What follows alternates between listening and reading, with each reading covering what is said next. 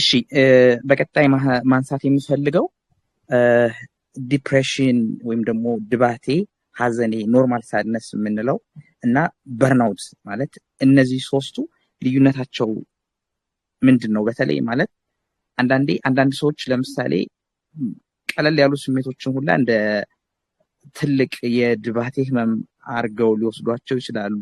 አንዳንዶቹ ደግሞ ድባቴም ኖሮባቸው የድባቴ ህመም ኦልሬዲ ኖሮባቸው ካለመረዳት እንደ ኖርማል ሊያዩት ይችላሉ። ቤተሰቦችም ሌሎች ሰዎችም ይሄን ላይረዱት ይችላሉና እነዚህ ሶስቱን ልዩነታቸው ማየት ጠቃሚ ነው ብዬ ያሰብኩና የነዚህን ልዩነት ብትነግሪኝ ሰብሪኝ።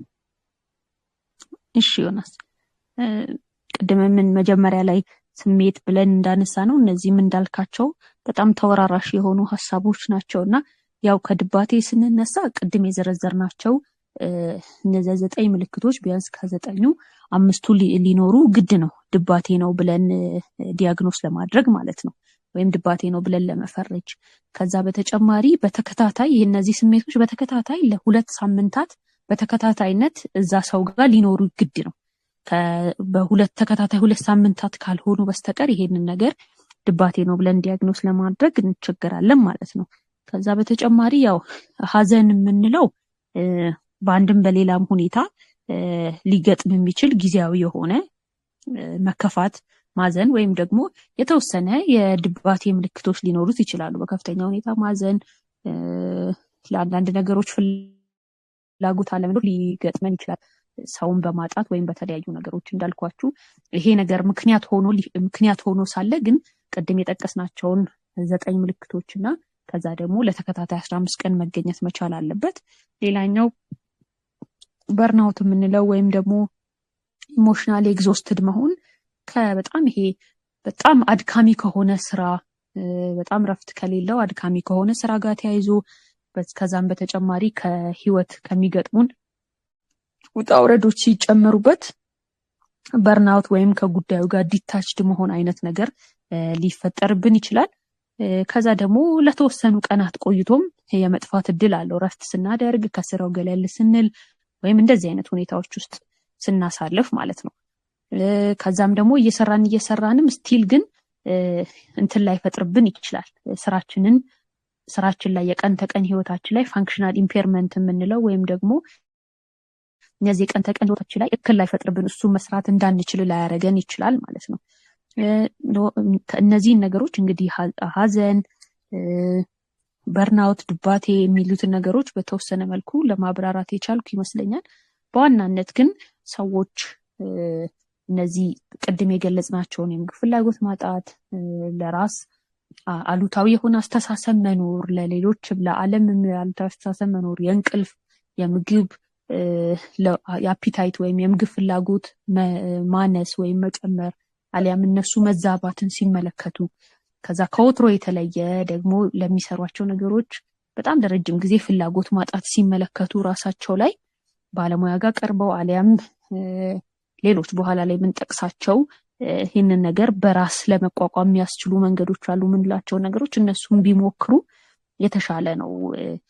ይሄ ነገር እንትን ነው አይደለም እያሉ ቆይቶ ሕክምናውን ሳያገኙ ረጅም ጊዜ ከመቆየት በተቻለ መጠን ባለሙያ ጋር ቀርቦ አሊያም በራሳቸው አንዳንድ ጤናማ የሆኑ ነገሮችን ቢሞክሩ ይበልጥ ያግዛቸዋል የሚል ሐሳብ ነው ያለኝ እኔ።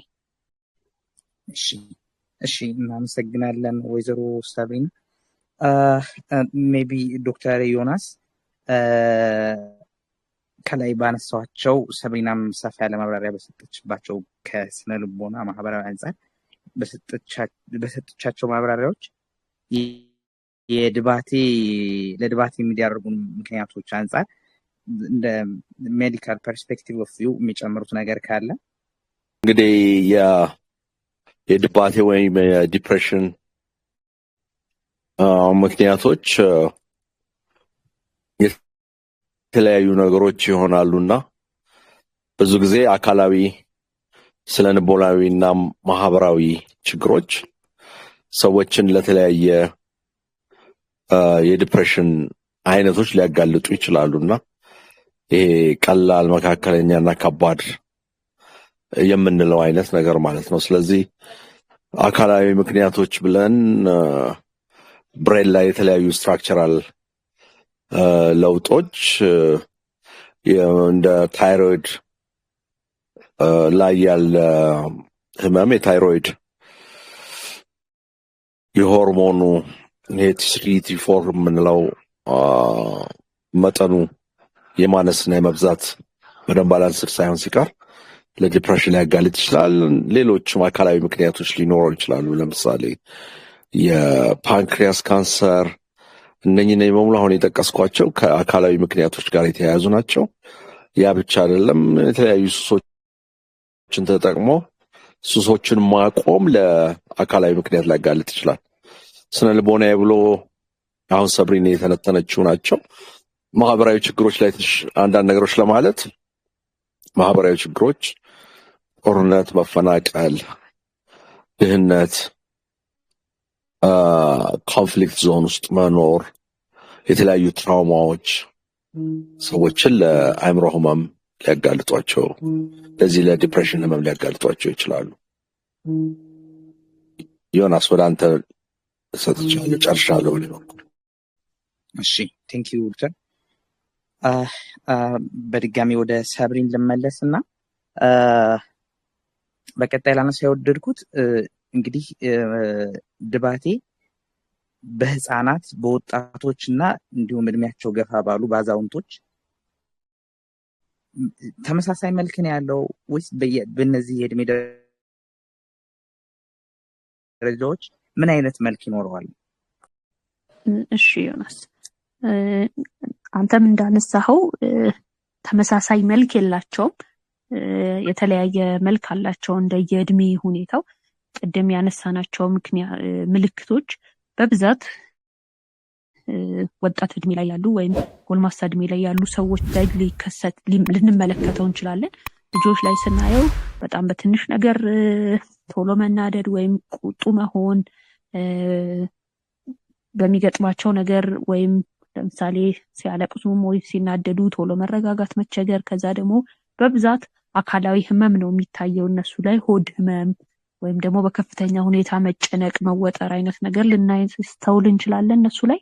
ከዛ በተጨማሪ ቅድም ለሁሉም ስናነሳ የነበረው ፋንክሽናል ኢምፔርመንት ያልነው ወይም የቀን ተቀን ያለንበት ዘርፍ ላይ ወይም ያለንበት የህይወት ክፍላችን ላይ ጉዳት ሊያመጣ ይችላል ብንላል እና ልጆች ላይ ሲሆን ትምህርት ቤት እድሜ ላይ ስለሚሆኑ በብዛት የትምህርት ሁኔታቸውን ተጽዕኖ ሊፈጥርባቸው ይችላል። ትምህርት ሁኔታቸው ላይ በጣም የአካዳሚ ፐርፎርማንሳቸው ወይም ትምህርት ላይ የነበራቸው ውጤት በጣም እያሽቆለቆለ ሲመጣ ልናስተውል እንችላለን ማለት ነው። ይሄ ብዙ ጊዜ ወላጆች ልጆቻቸው በዚህ ምክንያት እንደሆነ ላይረዱ ይችላሉና እነዚህን ነገሮች በተደጋጋሚ ካዩ ወደ ሕክምና ቦታ በማምጣት ልጆቻቸውን የተሻለ እገዛ እንዲያገኙ ማድረግ ጥሩ ነው። ምክንያቱም አካላዊ ህመም ብቻ ሲሆን ወደ ጤና ተቋም በመሄድ አካላዊ ህመማቸውን ለመረዳት ምላሽ ለማግኘት መሞከር ወይም ደግሞ እዛ ምንም ነገር የላቸውም ሲባል በቃ ዝም ብለው ነው የሚታመሙት ብሎ አለመውሰድ እና ቁጡም ሲሆኑ በትንሽ በትልቁ ሲናደዱ በጣም ሲያለቅሱ ለመረጋጋትም ሲቸገሩ ባህሪው ነው ብሎ ከመውሰድ ይልቅ እነዚህ ነገሮች ማስተዋል በጣም አስፈላጊ ነገር ነው። ወጣትና ጎልማሳ ልጆች ላይ ሲሆን ወይም ደግሞ ይሄ ከጉርምስና እድሜ ጀምሮ ያሉ ልጆች ላይ ሲሆን ቅድም የነገርናቸው ነገር ልናስተውል እንችላለን። ከማህበረሰቡ ብቻ መሆን መፈለግ፣ በቃ እሱ ብቻቸውን መሆን ነው የሚፈልጉት፣ ረጅም ሰዓት ተብሎ ሊጠቀስ ይችላል። ቁጡ መሆን። ከዛ እንደዚሁ ወጣት እድሜ ላይ ያሉ ሰዎችን ስንመለከት ደግሞ በጣም ይሄ ሪስክ የበዛባቸውን አይነት ባህሪዎችን ሊያሳዩ ይችላሉ። በጣም አብዝተው ሱስ ሊጠቀሙ ይችላሉ።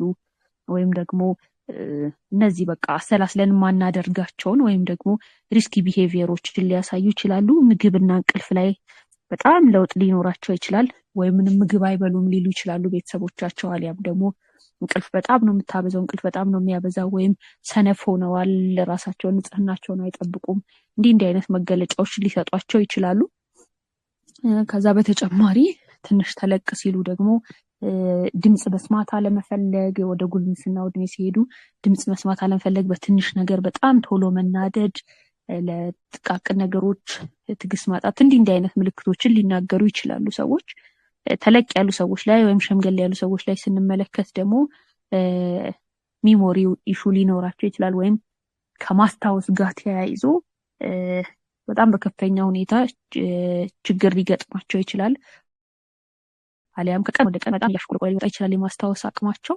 ከፍተኛ የሆነ ድካም፣ ምንም ስሜት አለማሳየት፣ እንደዚሁ ደግሞ ይሄ ሚሞሪ ሎሱ ከሌላ የመርሳት ህመም ጋር ምናምን ሊወሰድባቸው ይችላል። ግን በዚህ ጊዜ የተለያዩ የህይወትና ከእድሜ ጋር ተያይዞ የሚመጡ የህይወት ለውጦች ስለሚኖሩ በዛ ምክንያት ድባቴው ተከስቶ ሊሆን ይችላል ብሎም በደንብ ምርመራ ማድረጉ አስፈላጊ ነገር ነው። ሆኖም እነዚህ ምልክቶች እንደየእድሜያቸው ስለሚለያይ በጣም ትኩረት መስጠት ያስፈልጋል። በተለይ አብሮ የሚኖር ሰው በጣም እነዚህ ነገሮች ላይ ትኩረት መስጠት ያስፈልጋል ማለት ነው። እሺ እናመሰግናለን ሰብሪና። ሜቢ